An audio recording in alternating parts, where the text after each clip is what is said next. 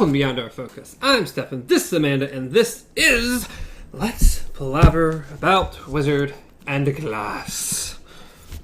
We are in the fourth novel of the Dark Tower saga, written by Stephen King. We are in the second part, 10th. Is this the 10th chapter? Yes. Yeah, 10th chapter. Get back to my beginning of the 10th chapter. There we go. 10th chapter. Bird and bear and hare and fish. Hare. Not generally the way you would write that out. No. But totally how it is. It would be like bird, bear, hare, and fish. Yeah. A lot of ands. Literally should just actually be called The Birds and the Bees for this chapter. I mean, that wouldn't be... That would fiddle right along, too. There is a bird. There's no bee in this, unfortunately. There's a hare, and... Just saying. I mean, there's a stream. There might be fish in there. The Birds and the Bees. Just call it that for this chapter. Because that's all this chapter is. About the only thing that actually happens in this chapter. Yes. Okay. Yeah. The most important day of Susan Delgado's life, the day upon which her life turned like a stone upon a pivot, came about 2 weeks after her moonlit tour of the oil patch with Roland. Dun dun dun. Then on a day between the passing of Peddler's Moon and the rise of Huntress, Ka finally came and blew her away. House and barn and all. It began with someone at the door. Which was, dun dun dun dun, Maria! Who no one has any reason to know who that is. Yeah, so we've heard of Maria a couple times. It's her maid. Did we? Yes, we have. I'll take your word on it. I don't remember Maria at all. It's her maid from Thorin's house. Thorin's estate. Whatever you want to call it. She came to let her know that one of her dresses, the second, I think it's the dress for the second day of the reap. Yeah. What's the second outfit? Yes, the second outfit for the silk meant for luncheon at Mayor's house, and the conversational afterward was ruined. Ruined! And that Maria was in trouble for it. So, she pretty much needed Susan to come with her immediately so that she could be fitted for a new dress. Because otherwise everything would fall apart. The whole town would fall apart. Yes. The blue dress with beads. It's so crazy that she has an outfit for every meal for this day, okay? She has the blue dress for lunch, the white dress for breakfast. I'm just concerned at this point. And then the next page we find out that it was the mayor's dog that ended up doing this. Yes, they blamed it on raccoons or some sort of animal sneaking in through the window and eating it, but everybody knows it was the dog, they're just not saying it.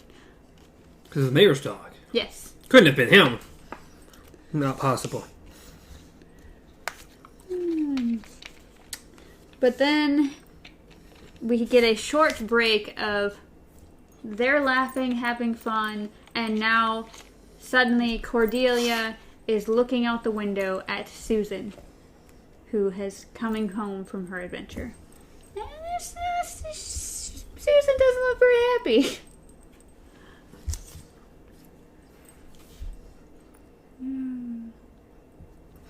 Yeah, this little intermission, which I just... Blah. Yeah, it was just pretty much just Cordelia sees that Susan is angry and is pretty much thinking to herself, you better not have Miss O so young and pretty. Not at this late day, you better not have. So pretty much, you better not have caused any sort of trouble with Thorin, otherwise.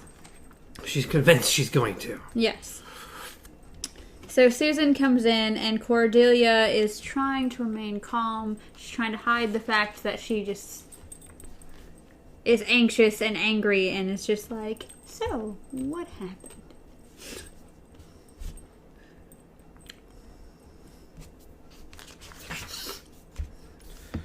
No, nothing. Something, but nothing, but kind of something, but Pretty much. It says, Susan turned to her. Yeah, that's good. she has though. Susan turned to her, Cordelia Delgado, just sitting there in her rocker, calm as a stone. In that moment, Susan felt she could fly at her aunt and claw her thin, self-righteous face to strings, screaming, "This is your fault. Yours, all yours." She felt soiled. No, that wasn't strong enough. She felt filthy. And nothing had really happened. In a way, that was the horror of it. Nothing had really happened yet. Not yet. So she goes, we hop back into the room where Susan is being fitted for this new dress again.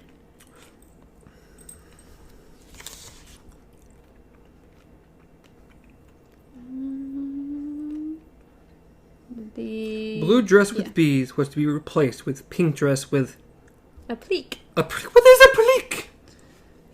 I don't know. Female. What is a plique? What?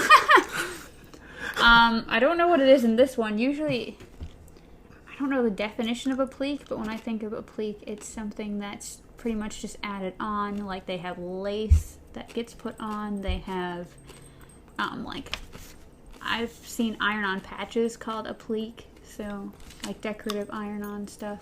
Just stuff that's added to the dress. But I don't know the actual definition of a plique. I just know that's how you say it. I love how you just... I mean, think I know. I'm not wearing any dresses with a plique on them. And you're the only person here. Leaf, please tell me. Leaf, are you in a plique? Could you be one? If you're sewn onto a dress, could you technically be considered an applique? Anyways. You knew more than I did. Let's just go with that. And that was a thrown out guess, guys. All you seamstresses can just get angry in the comments. But it says, so she's sitting there being measured, and Conchetta, I assume? The seamstress, or yeah. Yes. Who I assume is a guy? Well, it says she, I thought. Well, yeah, some of the terminology didn't make it seem like a she. Because it just keeps calling her Conchetta, so... Or him Conchetta. Because they specifically go into how Conchetta had never been interested in her. I don't know, because I don't know if it really even... So, I don't know if it actually... Did it say she? Nope, yep. Susan was hardly aware she was gone. But still, some of the terminology... Yeah. made it very, in my opinion, like it was a guy who did all the dresses and everything. Susan over blade-faced Conchetta Morgenstern, the chief seamstress. But I don't know. It could be either or, I guess.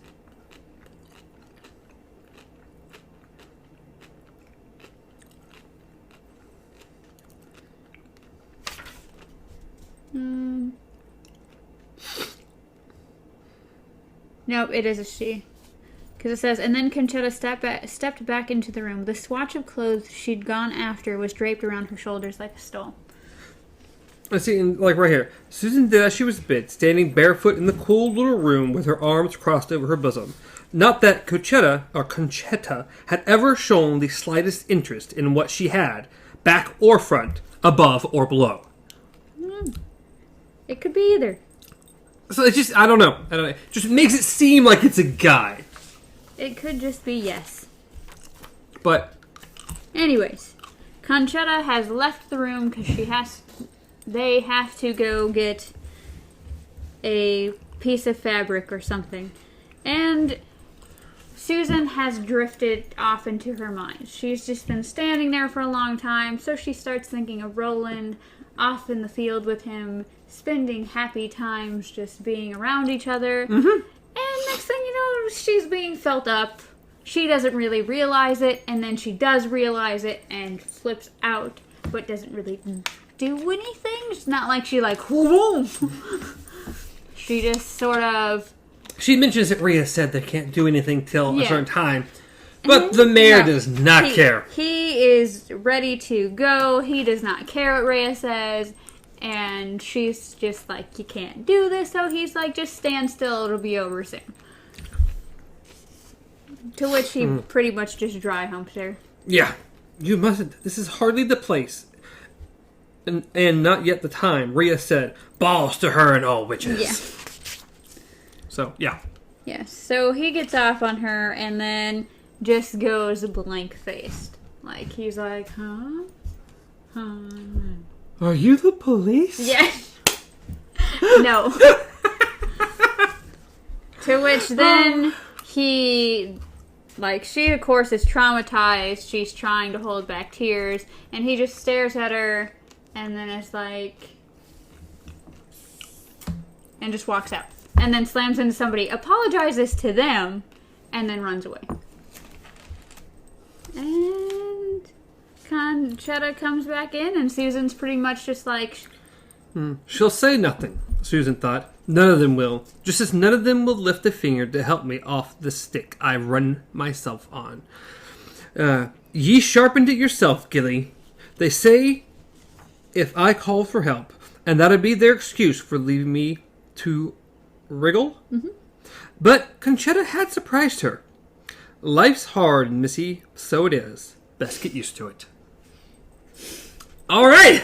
Good advice. I mean, so she tells this story to Aunt Cord, and Aunt Cord's just like, you dramatized it.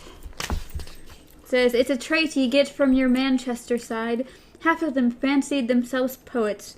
The other half fancied themselves painters. And almost all of them spent their nights too drunk to tap dance.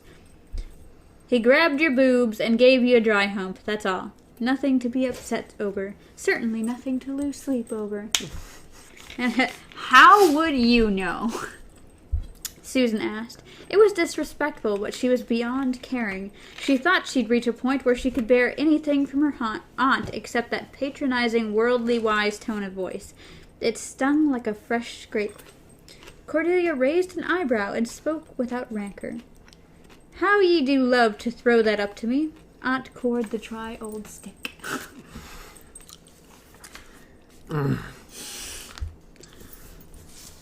So pretty much she just is pretty much like, apparently she's a virgin. I didn't know that. I guess I didn't know that Aunt Cord was a virgin. Oh, did they mention that? Yeah, she says, well, Miss Oh So Young and Pretty, it says, Aunt Cord the graying virgin? Aye, well, Miss Oh So Young and Pretty, virgin I might be, but I had a lover or two back when I was young. How old are you, Aunt Cord? But it says, I've felt old Tom's goat on my backside a time or two, Susan, and on my front side as well. And were any of these lovers 60 with bad breath and knuckles that cracked and when they squeezed you, Aunt? Did any of them try to push you through the nearest wall when old Tom began to wag his beard and say, ba, ba, ba? And Cord's just like, the deed is done. Like, okay. You're not getting any sympathy from this woman. Just give up, Susan. In a kind of terror, Susan cried, my father would have hated this, hated it, and hated you for allowing it to happen, for encouraging it to happen. Mayhap, Aunt Cord said, and that awful smile winked at her again. Mayhap so, and the only thing he'd hate more? The dishonor of a broken promise, the shame of a faithless child. He would want thee to go on with it, Susan. No, he wouldn't. If thee would remember his face, thee must go on with it. Susan looked at her, mouth drawn down in a trembling arc, eyes filling with tears again. I've met someone I love. That was what she would have told her if she could. Don't you understand how that changes things? I've met someone I love. But if Aunt Cord had been the sort of person to whom she could have said such a thing, Susan would likely never have been impaled on this stick to begin with. So she turned and stumbled from the house without saying anything, her streaming eyes blurring her vision and filling the late summer world with a rueful color. So she grabs a horse and whoo, goes off to her place by the river. Or is it a river or a stream? Oh, it's a stream. My bad. Stream. She wept above the brook And when she heard the sound of a snapping branch, she started and looked back over her shoulder in terror and chagrin? I can never say that word, but yes. Chagrin? Chagrin, I think. Chagrin? This was her secret place, and she didn't want to be found here. Especially not when she was bawling like a kitty who had fallen and bumped her head. Another branch snapped. Someone was here, all right, invading her secret place at the worst possible time. "Go away!" she screamed in a tear-clotted voice she barely recognized. "Go away, whoever you are. Be decent and leave me alone." But the figure, she could now see it, kept coming. When she saw who it was, she at first thought that Will Dearborn, Roland, she thought, was his real name. Is Roland. Good old Roland. Must be a figment of her overstrained imagination. She wasn't entirely sure he was real until he knelt and put his arms around her. Then she hugged him and panically tightened. "How did you know I was here?" Or, "I was." "Saw you riding across the drop. I was at a place where I go to think sometimes, and I saw you. I wouldn't have followed, except I saw you were riding bareback. I thought something might be wrong." I think you would follow no matter what, Roland. Pretty Personally, much. But Everything's wrong. Deliberately, with his eyes wide open and serious, he began kissing her cheeks. He had done it several times on both sides of her face before she realized he was kissing her tears away. Then he took her by the shoulders and held her back from him so he could look into her eyes. "Say it again, and I will, Susan. I don't know if that's a promise or a warning or both at the same time, but say it again, and I will." There was no need to ask what he meant. She seemed to feel the ground move beneath her, and later she would think that for the first and only time in her life, she actually felt Ka, a wind that came not from the sky but from the earth. "It has come to me after all," she thought. "My Ka, for good or ill." "Roland?" "Yes, Susan." "If you love me, then love me." "Aye, lady, I will." And then Ka. Yes. So Ka happens twice. twice. But after the first time, I mean, they're just laying there, and she goes, "Roland?" "Yes." "Will thee take care of me?" "Yes." "I can't go to him when the time comes. I can bear his touching and his little thefts. If I have you, I can. But I can't go to him on reap night. I don't know if I've forgotten the face of my father or not, but I cannot be to Hartthorn's bed. There are ways the loss of a girl's virginity can be concealed, I think, but I won't use them. I simply cannot go to his bed." "All right," he said. "Good." And then, as her eyes widened in startlement, he looked around. No one was there. He looked back at Susan, fully awake now. What? What is it?" "I might already be carrying your child," she said. "Has thee thought of that?" He hadn't. Now he did.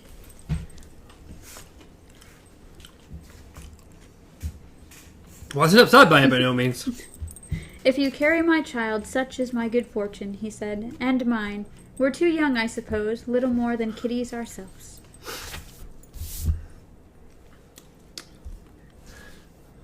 So, pretty much, and then... "I'll do my best, never doubt it, but for now, Susan, you must go on as you have been.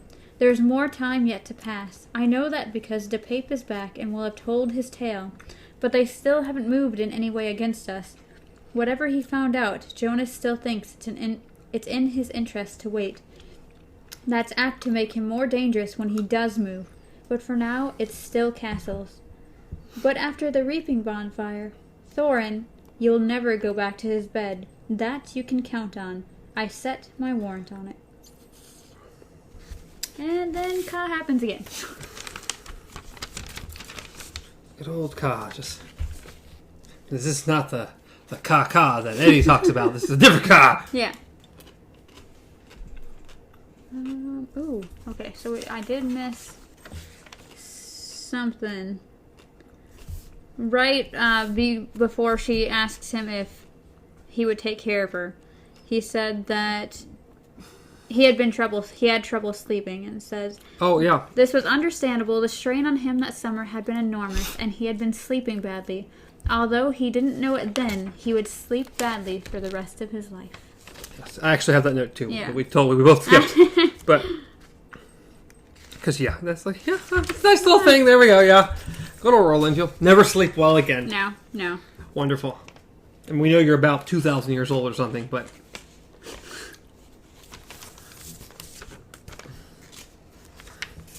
I forgot that there was something. I feel like there was another world. Yep. On the page previous to that, when he says, "I, lady, I will," says he unbuttoned a shirt made in a part of Midworld she would never see. Yes.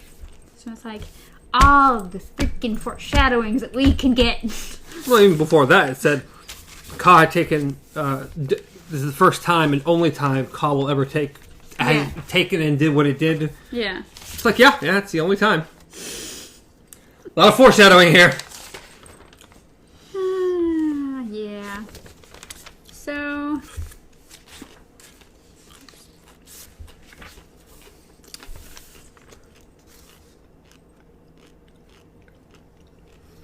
yes, they pretty much lay down together and drift off holding hands.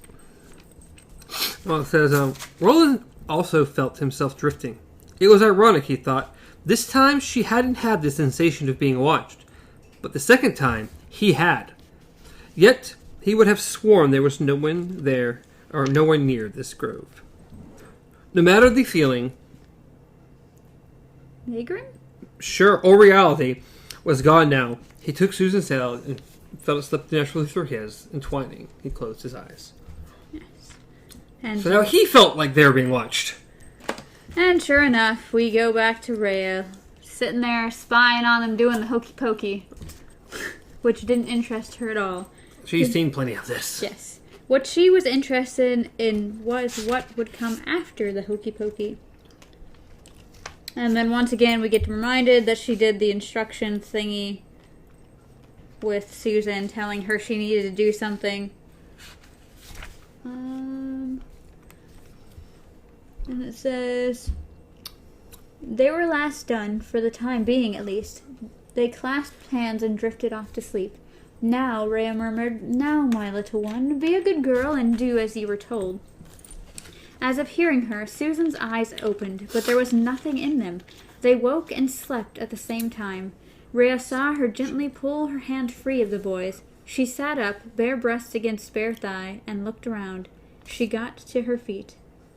That was when Musty, the six-legged cat, jumped into Rhea's lap, wowing for either food or affection. The old woman shrieked with surprise, and the wizard's glass at once went dark, puffed out like a candle. Rhea shrieked again, this time with rage, and seized the cat before it could flee. She hurled it across the room into the fireplace.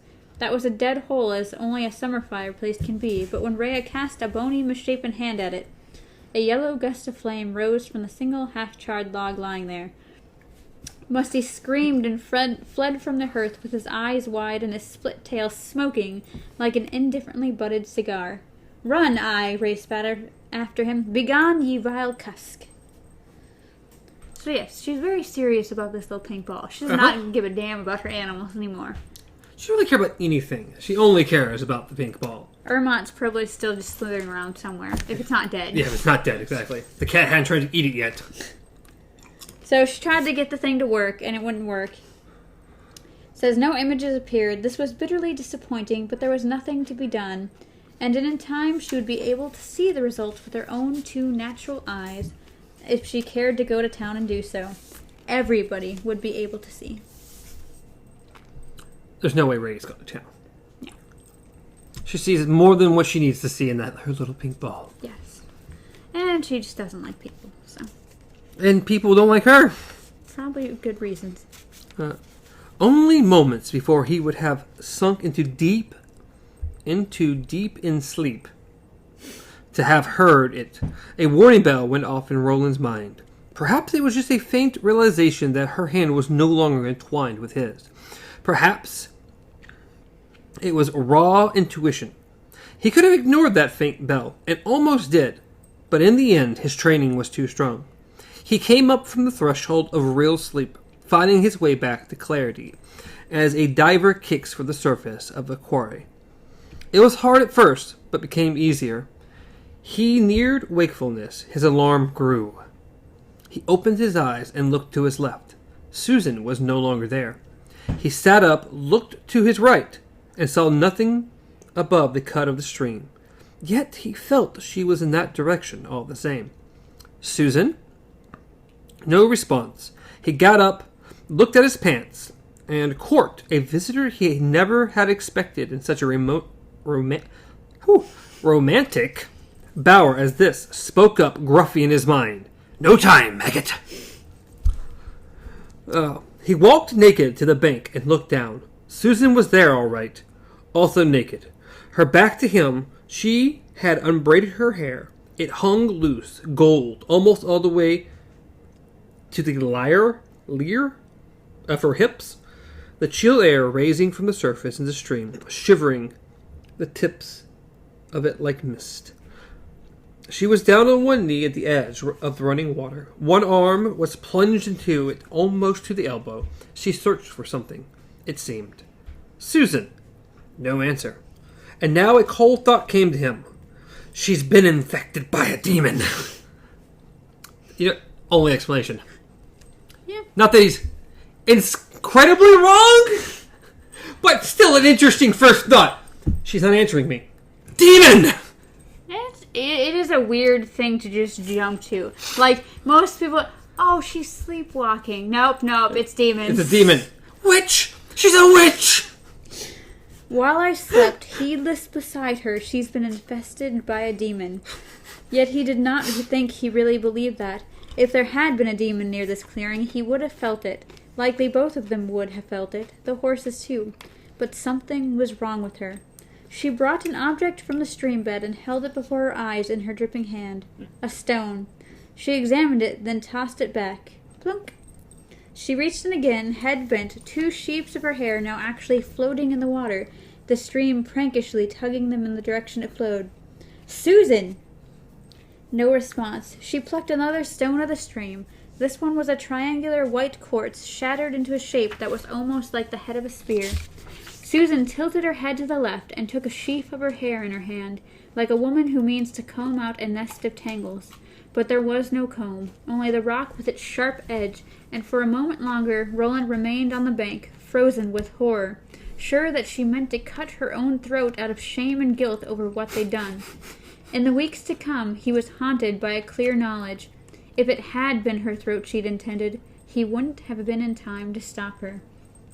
Then the paralysis broke, and he hurled himself down the bank, unmindful of the sharp stones that gouged the soles of his feet. Before he reached her, she had already used the edge of the quartz to cut off part of the golden tress she held. Roland seized her wrist and pulled it back. He could see her face clearly now. What could have been mistaken for serenity from the top of the bank now looked like what it really was. Vacuity. Emptiness. When he took hold of her, the smoothness of her face was replaced by a dim and fretful smile. Her mouth quivered as if she felt distant pain, and an almost formless sound of negation came from her mouth. Some of her hair she had cut off lay on her thigh like gold wire. Most of it had fallen into a stream bed and been carried away. Susan pulled against Roland's hand, trying to get the sharp edge back to her hair, wanting to continue her mad barbering. The two of them strove together like arm wrestlers in a barroom contest, and Susan was winning. He was physically the stronger, but not stronger than the enchantment which held her. Little by little, the white triangle of quartz moved back toward her hanging hair. That frightening sound, kept drifting from her mouth. Susan! Stop it! Wake up! Her bare arm quivering visibly in the air, the muscles bunched like hard little rocks, and the quartz moving closer and closer to her hair. Her cheek, the socket of her eye. Without thinking about it, it was the way he always acted most successfully. Roland moved his face close to the side of hers, giving up another 4 inches to the fist holding the stone in order to do it. He put his lips against the cup of her ear and then clucked his tongue against the roof of his mouth. Clucked side mouth, in fact. Susan jerked back from that sound, which must have gone through her head like a spear. Her eyelids fluttered rapidly, and the pressure she was exerting against Roland's grip eased a little. He took the chance and twisted her wrist. Ow! Ow! The stone flew out of her opening hand and splashed into the water. Susan gazed at him, now fully awake, her eyes filled with tears and bewilderment. She was rubbing her wrist, which Roland thought was likely to swell. Ye hurt me, Roland! Why did ye hurt? She trailed off, looking around. Now not just her face, but the whole set of her body expressed bewilderment. She moved to cover herself with her hands, then realized they were still alone and dropped them to her sides. She glanced over her shoulder at the footprints, all of them bare, leading down the bank. How did I get down here? She asked. Did they carry me after I fell asleep? And why did they hurt me? Oh, Roland, I love thee. Why did he hurt me? He picked up the strands of hair that still lay on her thigh and held them in front of her. You had a stone with a sharp edge. You were trying to cut yourself with it, and you didn't want to stop. I hurt you because I was scared. I'm just glad I didn't break your wrist. At least, I don't think I did. Roland took it and rotated it gently in either direction, listening for the grate of small bones. He heard nothing, and the wrist turned freely. As Susan watched, stunned and confused, he raised it to his lips and kissed the inner part. So, you gone crazy. Demon!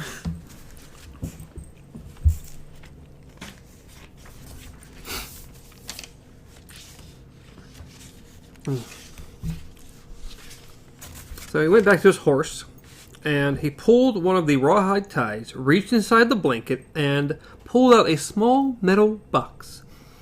This he opened with a tiny key he drew from around his neck. Inside the box was a small, square locket on a fine silver chain. Inside the locket was a line drawing of his mother, and a handful of extra shells. Not quite a dozen. He took one, closed it in his fist, and went back to Susan. She looked at him with wide, frightened eyes. I wonder what Roland does with one shell that we've seen or read about. I don't know how many times at this point. Yay! Even as a kid, he knows how to do things.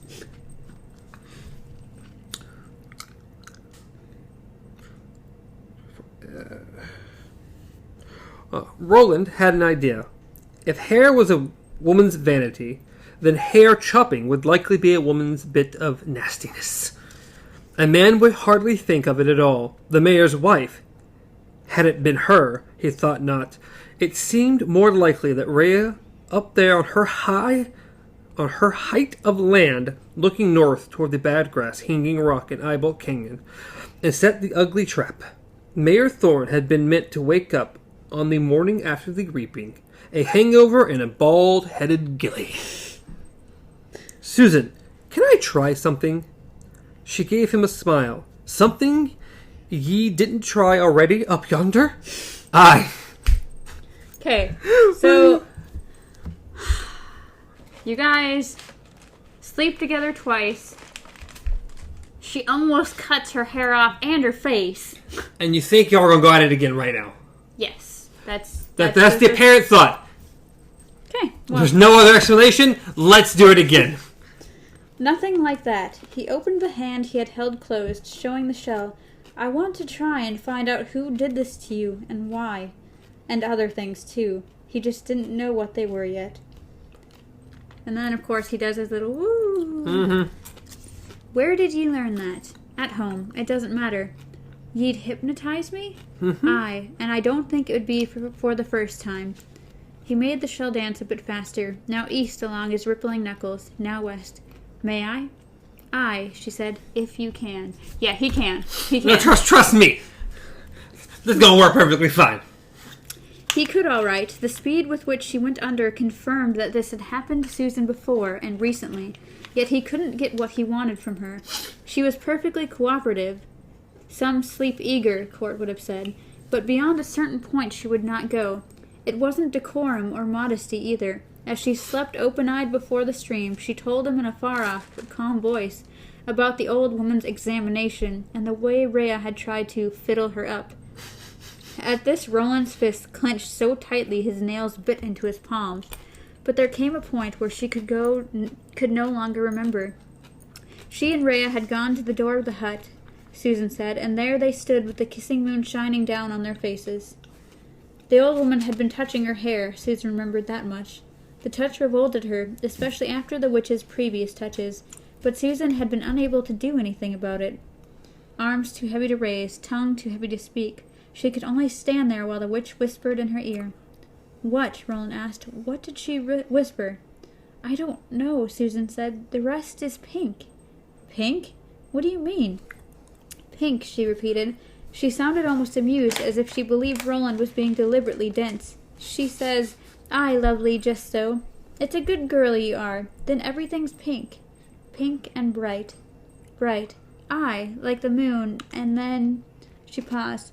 Then I think it becomes the moon. The kissing moon, mayhap. A bright pink kissing moon, as round and as full as a grapefruit. He tried other ways into her memory with no success.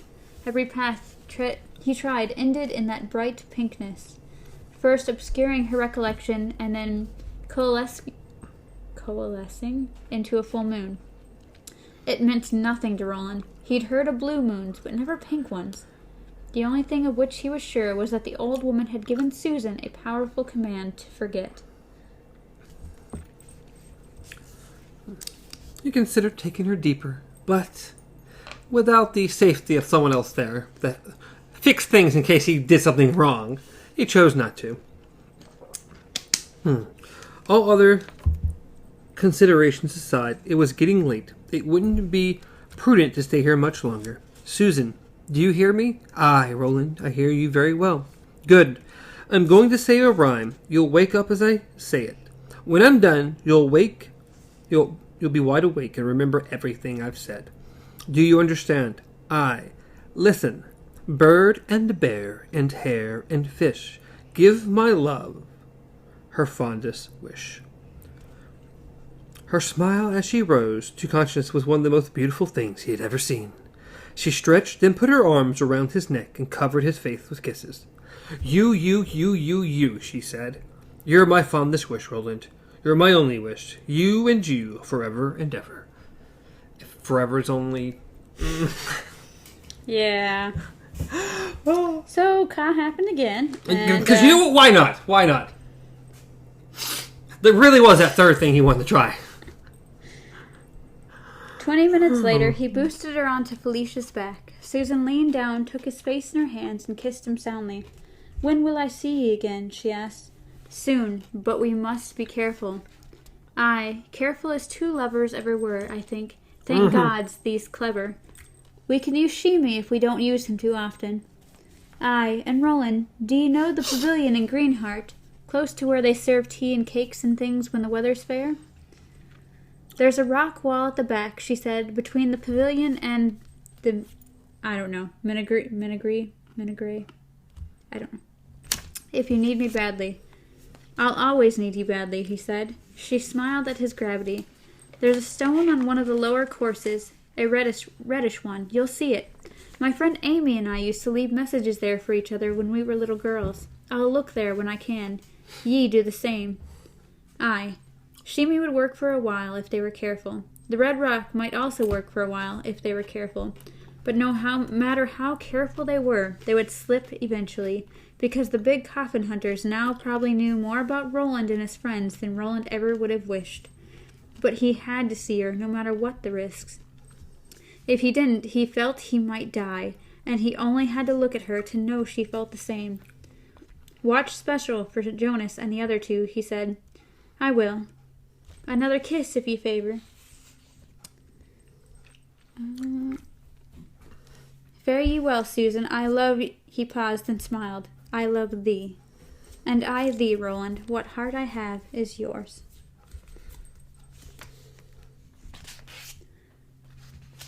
Then he went to Rusher and rode off in the opposite direction, knowing that a new and dangerous phase of the game had begun. This is where Roland starts making all kinds of mistakes. Well, you didn't need that knife. No, God, no. Yep, Roland gone, done, message. Not too long after Susan and Roland had parted, Cordelia Delgado stepped out into the Hambury Mercantile with a box of groceries and a troubled mind. The troubled mind was caused by Susan, of course. Always Susan. And Cordelia's fear that the girl would do something stupid before the reaping finally came around. Too late. Yeah, it's a smidge too late about the stupidness. Those thoughts were snatched out of her mind just as hands, strong ones, snatched the box of groceries from her arms. Cordelia cawed in surprise, shaded her eyes against the sun, and saw Eldred Jonas standing there between the bear and turtle totems, smiling at her. His hair, long and white, and beautiful in her opinion, lay over his shoulders. Cordelia felt her heart beat a little faster. She had always been partial to men like Jonas, who could smile and banter their way to the edge of risqueness, but who carried their bodies like blades. I startled you. I cry your pardon, Cordelia. Come on, Jonas has a job to do.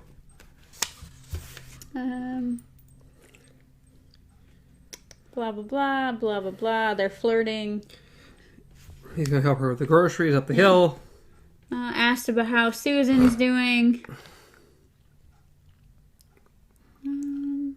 And... Give her my best, please. I will. But she wouldn't. Susan had conceived a great and irrational in Cordelia's view. What? Dislike for Mayor Thorne's regulators. Trying to talk her out of these feelings would likely do no good. Young girls thought they knew everything. She glanced at the star peaked. Oh, she glanced at the star peeking unobtrusively. Unobtrusively! There we go. And out from beneath the flap of Jonas's vest. I understand you've taken an additional responsibility in our undeserved town, sighed Jonas.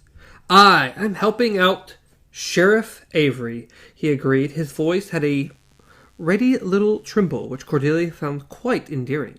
Somehow, one of his deputies, Claypole, his name is, Frank Claypole, fell out of his boat and broke his leg. How do you fall out of a boat and break your leg, Cordelia? She laughed merrily. Anyway, yeah, now Jonas is the sheriff. Or he's a deputy. Yeah. So good for him. Now he's the law. Great.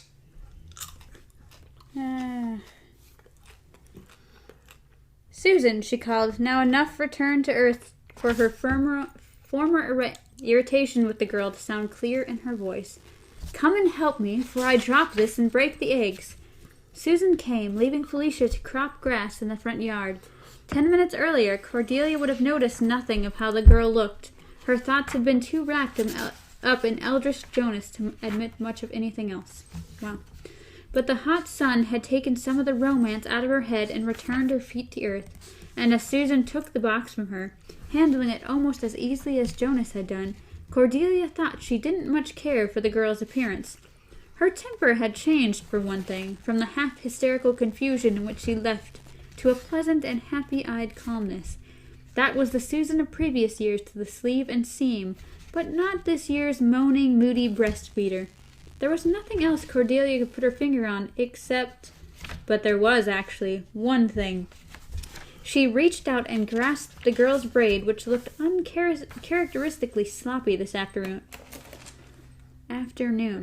Of course, Susan had been writing. That could explain the mess, but it didn't explain how dark her hair was, as if that bright mass of gold had begun to tarnish.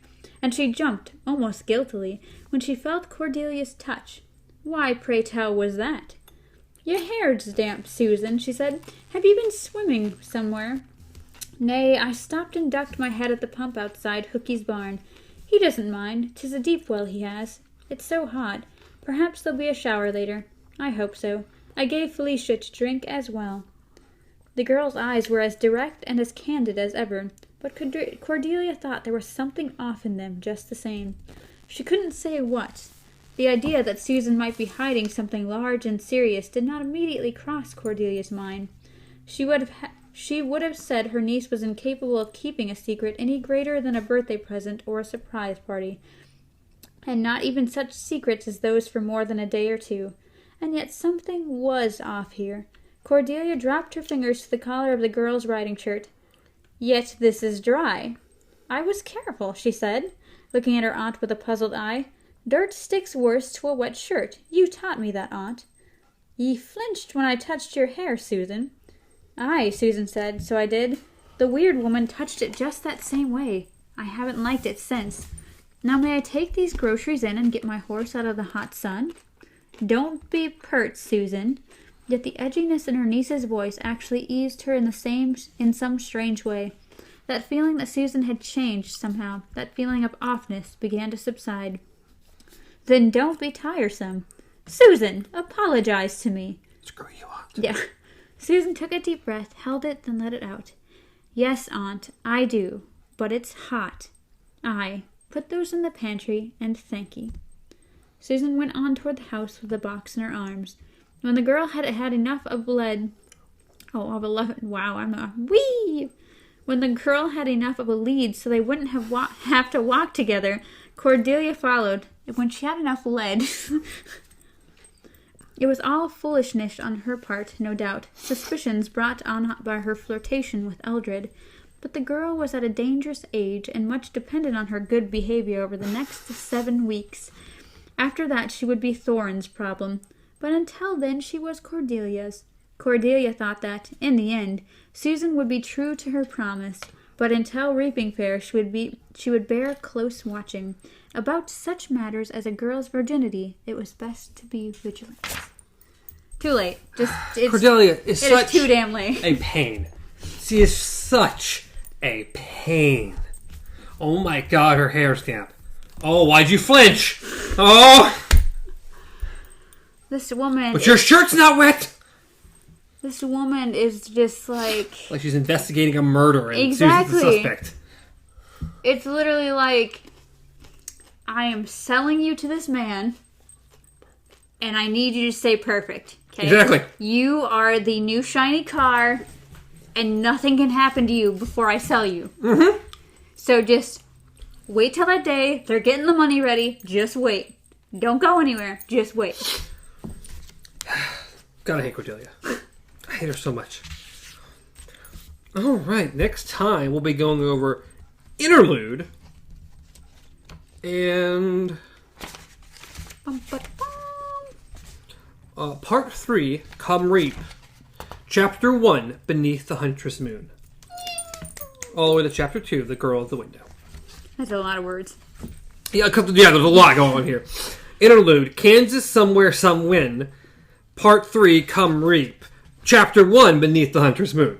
So we're hopping back to that weird thing where we're talking about chapters. The chapters are about to start over again. Yeah, well, we did it once. A little weird. Now we're doing it again. Yes. Because we're in Part 3. Part 3, Chapter 1. Starting back at Chapter 1 again. But before that is a little interlude where we get to meet with the gang again. Yeah. And I do like the end of this book. We go back to the gang fully, and we have a whole, actually, what I find to be one of the more interesting parts of the book. Yeah. So, this is not that many pages. No. It was pretty, it was little 3 pages. Yeah, 3 pages plus, let's see, 41 to 13. It's going to be like 16 pages altogether. Yay! So, not a lot. But I'm sure there'll be enough to discuss in this particular chapter. I think we're getting closer to that. The areas where no matter how small the chapters get, there's going to be a lot to... I hope. Yeah.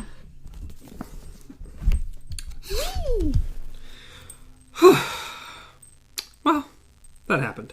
Yes. So, officially, 100% Ka has swept through and they're screwed. Yeah. Love has 7 weeks. Love has sent the arrow straight into the heart. Yep. We'll get to. There's lots of information to happen ahead, and a lot more Roland and Susan. Because that's gonna happen. Yeah. Well, they're lovers. They're new lovers. they're no longer bound by the promise anymore. Oh, the promise. So she's officially given up on that. So he's like, okay, so young lovers are going to sneak out whenever they can. And just hope they don't get caught. Roland. Man, you make some mistakes here. Yeah. Well, yeah. It is what it is, though. Hope you enjoyed. Leave a comment down below. Let us know what you thought of the chapter. Throw a like on the video. Subscribe to the channel. We'd all appreciate all of that. You can contact us wherever. But all the ways you can reach me at Stars Untraveled. Rich Amanda at KZ Pup. The hair's getting more poofy, I think. It is. Episode. It really is. It's just, I can't help it. My hair's so frizzy. And the warmer it gets in here, the more it's getting. And if I touch it in any way, it's... Yeah, that's where it's going. Yeah. Reach show and beyond our focus anywhere, including YouTube and podcast services around the globe. Maybe. Maybe. In the pink brightness. Everything is pink. Pink. That sounded really bad. Never is mind. My favorite color. Not in the pink brightness, okay? Let's just not go. Pink.